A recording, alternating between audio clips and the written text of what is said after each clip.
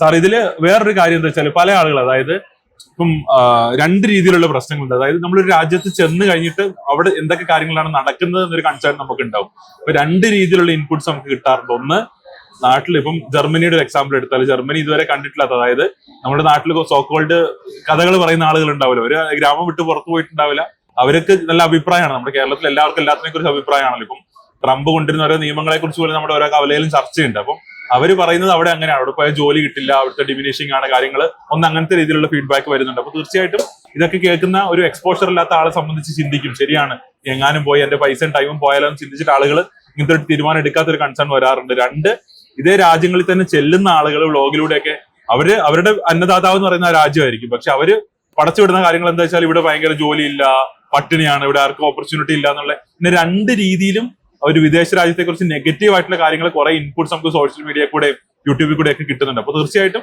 ഒരു ഹാഫ് മൈൻഡിലേക്കുന്ന ഒരാളെ സംബന്ധിച്ച് ഡിസിഷൻ എടുക്കാൻ എന്ന് പറഞ്ഞാൽ ഡിഫിക്കൽട്ട് ആയിട്ടുള്ള ഒരു കാര്യമാണ്. അപ്പം ഇത് ഒരു കൺസേൺ അല്ലേ ശരിക്കും? അതായത് നമ്മുടെ ഒരു കേരളത്തിന്റെ ഒരു പ്രത്യേകത എന്ന് പറയുന്നത്, ഒന്നുകിൽ നമ്മള് വളരെ നെഗറ്റീവ് ആകും, അല്ലെ വളരെ പോസിറ്റീവ് ആകും. ഇടയ്ക്കുള്ള പരിപാടി നമ്മളൊരു റിയാലിറ്റി മോഡിൽ പലപ്പോഴും പോകുന്നതായിട്ട് കാണാറില്ല. അപ്പം ഉദാഹരണത്തിന് പറയുന്നത്, നമ്മൾ മീഡിയയിലൊക്കെ നോക്കുകയാണെങ്കിൽ ചില കാര്യങ്ങളെ വളരെ നെഗറ്റീവായിട്ട് അവതരിപ്പിക്കുന്ന കാണാം, ചില കാര്യങ്ങളെ ആവശ്യത്തെ കൂടുതൽ പോസിറ്റീവായിട്ട് അവതരിപ്പിക്കുന്നതും കാണാം. എന്തെങ്കിലും ഒരു കാര്യത്തിൽ ഒരു ട്രെൻഡ് വന്നാൽ ആ സാധനം പിന്നെ ഭയങ്കര വലിയ സംഭവമായിട്ട് അവതരിപ്പിക്കുന്നതും കാണാം. പക്ഷെ നമ്മളൊരു റിയാലിറ്റിയിൽ ഈ കാര്യങ്ങൾ തിങ്ക് ചെയ്യുകയും മനസ്സിലാക്കുകയും ചെയ്യുകയാണെങ്കിലാണ് നമുക്ക്, എനിക്ക് തോന്നുന്ന, ഒരു കൃത്യമായിട്ടൊരു തീരുമാനം എടുക്കാൻ വേണ്ടി പറ്റുന്നത്.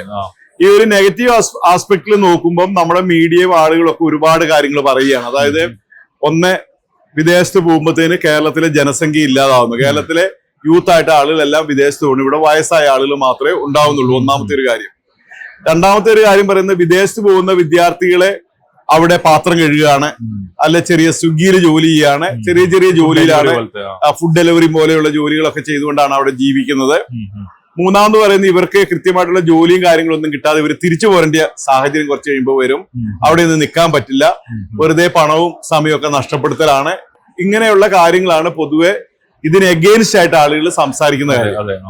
അപ്പൊ ഇതിൽ ഓരോന്നും നമുക്കൊന്ന് അനലൈസ് ചെയ്ത് നോക്കാം എങ്ങനെയാണ് ഇതിന്റെ ഒരു സിനാരിയോ എന്നുള്ള കാര്യം. ഒന്നാമത്തെ, കേരളത്തിലെ മുഴുവൻ ആളുകളും വിട്ടുപോകുക എന്ന് പറയുന്ന ഒരു റിയാലിറ്റി ഉള്ള കാര്യമല്ല. അതായത് ഇന്ത്യയിൽ തന്നെ നമ്മള് വിദേശത്തെ വിദ്യാർത്ഥികൾ പഠിക്കാൻ പോണ എണ്ണത്തിന്റെയും ടോട്ടൽ പോപ്പുലേഷന്റെയും പെർസെന്റേജ് എടുത്തു നോക്കിയാൽ കേരളം 7ാമത് മാത്രമാണ്. കേരളത്തിന് മുന്നിലായിട്ട് നമുക്ക് ഗുജറാത്ത് ഉണ്ട്, മഹാരാഷ്ട്ര ഉണ്ട്, ഡൽഹി ഉണ്ട്, തമിഴ്നാടുണ്ട്, പിന്നെ ഹരിയാനയുണ്ട്, തമിഴ്നാടുണ്ട്, കർണാടകയുണ്ട്, ആന്ധ്രാപ്രദേശ് ഉണ്ട്. ഇതിനെല്ലാം പിന്നിലായിട്ടാണ് കേരളത്തിന്റെ പൊസിഷൻ ഉള്ളത്. അപ്പം ഇത്രയും സംസ്ഥാനങ്ങളിലെ നമ്പർ കൊണ്ടും പെർസെന്റേജ് കൊണ്ടും ആളുകൾ മുന്നിൽ പോകുന്നതിന് പിന്നിലാണ്. പക്ഷെ ആ സംസ്ഥാനങ്ങളിൽ ഒന്നും ഇല്ലാത്ത വിധത്തിൽ ഒരു നെഗറ്റീവ് ആയിട്ടുള്ള ഇമേജ് ആണ് കേരളത്തിൽ സൃഷ്ടിക്കപ്പെടുന്നത്. ഇവിടുന്ന് എല്ലാ ആളുകളും പോവുകയാണ് എന്നുള്ളൊരു കാര്യം. അപ്പം അത് ശരിയല്ല. കാരണം ഒരു കാര്യം നമ്മൾ പറയുകയാണെങ്കിൽ, ഇപ്പൊ ജർമ്മനിയുടെ ഒരു കാര്യം എടുക്കാം. ജർമ്മനിയിൽ ഒരു സ്ക്വയർ കിലോമീറ്ററിൽ 380 ആളുകളാണ് ഉള്ളതെങ്കിൽ, അല്ലെങ്കിൽ 350 ആളുകളാണ് വസിക്കുന്നതെങ്കിൽ, കേരളത്തിൽ അത് 850 ആളുകളാണ്. More than double. അതായത് നമ്മുടെ പോപ്പുലേഷൻ ഡെൻസിറ്റി എന്ന് പറയുന്നത് അവരുടെ ഒരു 3 ഇരട്ടിക്ക് അടുത്താണ്. അപ്പം ഇതിന്റെ ഒരു എന്താ പറയുക, 50% ആളുകൾ ഇവിടുന്ന് പോയാൽ പോലും നമ്മുടെ സംസ്ഥാനത്തിന് ഒന്നും സംഭവിക്കാൻ വേണ്ടി പോകുന്നില്ല. അത് തന്നെയല്ല, നമ്മൾ വാക്കുണ്ടാകുമ്പോഴേക്കും പുതിയ ആളുകളെ വരാനും, പുതിയ ജനറേഷൻ വരാനും, പുതിയ കുട്ടികൾ ഉണ്ടാവാനും ഒക്കെ നമ്മുടെ രാജ്യത്തുള്ള ഓപ്പർച്യൂണിറ്റി ഉള്ളപ്പോൾ നമ്മൾ ഈ ഒരു കാരണം പറഞ്ഞ് അങ്ങോട്ട് പോകുന്നതിനെ നമ്മൾ എതിർക്കേണ്ട ആവശ്യമില്ല എന്നുള്ളതാണ് എനിക്ക് തോന്നുന്നത്. ഓരോ ആളുകളും ആ രാജ്യത്ത് പോയി അവരുടെ ജീവിതത്തെ ഡെവലപ്പ് ചെയ്യാനും, ആ രാജ്യത്തിനെ എന്താ പറയാ ട്രാൻസ്ഫോം ചെയ്യാനും, അവരുടെ കുടുംബത്തെ രക്ഷപ്പെടുത്താനും ഒക്കെ ശ്രമിക്കുമ്പം നമ്മൾ അതിനെ തടയിടേണ്ട യാതൊരു ആവശ്യമില്ല. ഇപ്പൊ ഉദാഹരണത്തിന് പറയുകയാണെങ്കിൽ, നമ്മൾ പലപ്പോഴും പറയും കേരളത്തിന്റെ ഇപ്പം തിരുവല്ല, കുമ്പനാട് ഇങ്ങനെയൊക്കെ പറയുന്ന മധ്യ തിരുവിതാംകൂർ ഏരിയയിലുള്ള കൂടുതൽ ഫാമിലിയിലെ ആളുകളെ വിദേശത്താണ്. അവിടെ വീട്ടിലെ പ്രായമായ ആളുകളും എന്താ പറയുക മാത്രമേ ഉള്ളൂ, വലിയ വീടും ഗേറ്റും മത്സേഷൻ പട്ടിയൊക്കെ ഉള്ളൂ എന്നാണ് പറയുന്നത്. അപ്പൊ നമ്മൾ മനസ്സിലാക്കേണ്ട ഒരു കാര്യം, അവിടുത്തെ നേഴ്സസോ അല്ലെങ്കിൽ മറ്റുള്ള ആളുകളോ വിദേശത്ത് പോയത് കൊണ്ടാണ് അങ്ങനെ ഒരു സാമ്പത്തിക സൗകര്യം അവരുടെ ജീവിതത്തിൽ ഉണ്ടായത്.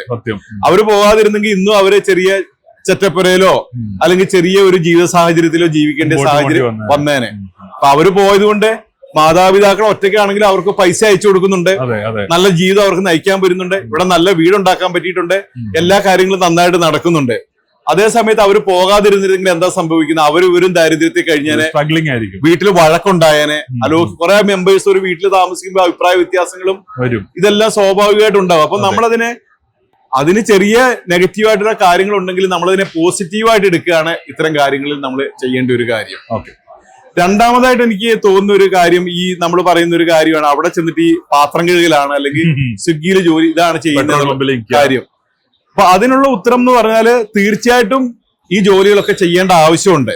അതായത് നമ്മൾ ഇവിടുന്ന് ഒരു സ്റ്റുഡന്റ് അങ്ങോട്ട് പോകുമ്പം അവൻ അൺസ്കിൽഡ് ആയിട്ടുള്ള ഒരാളാണ്, റോ ആയിട്ടുള്ള ആണ്. അതായത് ആ രാജ്യത്ത് ജോലി ചെയ്യാൻ ആവശ്യമായിട്ടുള്ള യാതൊരു സ്കില്ലും അവനില്ല.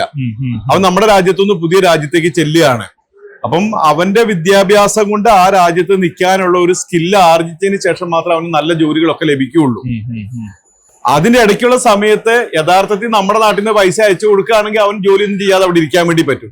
പക്ഷെ അവിടെ ഒരു ഓപ്പർച്യൂണിറ്റി ഉണ്ട്. എന്താണ്? ചെറിയ ജോലിയാണെങ്കിലും എന്ത് ജോലിയാണെങ്കിലും ചെയ്ത് സ്വന്തമായ വരുമാനം കണ്ടെത്തി ആ വരുമാനത്തോടൊപ്പം പഠിക്കാനുള്ള ഓപ്പർച്യൂണിറ്റി ആ രാജ്യത്ത് പോകുന്നൊരു വിദ്യാർത്ഥിക്കുണ്ട്.